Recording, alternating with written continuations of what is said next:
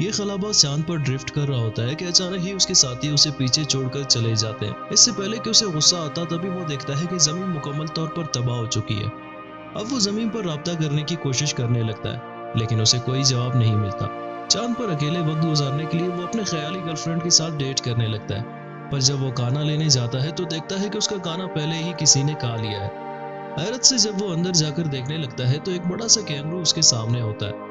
Kangaroo को डराने के लिए आदमी अपने हाथ में एक बेलचा उठा लेता है, पर कैंगरू आगे बढ़कर उसके बेलचे को मोड़कर उसे वापस कर देता है। आदमी को अंदाजा हो जाता है कि अब इस कैंगरू का कुछ नहीं बिगाड़ सकता, पर वो फिर भी उसे शिकस्त देने का ठान लेता है। तो वो एक फीमेल कैंगरू का गेटअप बनाकर कैंगरू को उसके पीछे चलने पर मजबूर करता है। एक दिन कैंगरू के साथ खेलते हुए इस आदमी का मास्क गिर जाता है। तभी वो देखता है कि जमीन से कोई सिग्नल आ रहा है, पर चेक करने पर पता चलता है कि कैंगरू अपने दुम से रेडियो डिवाइस के साथ छेड़छाड़ कर रहा होता है। Comment for part 2।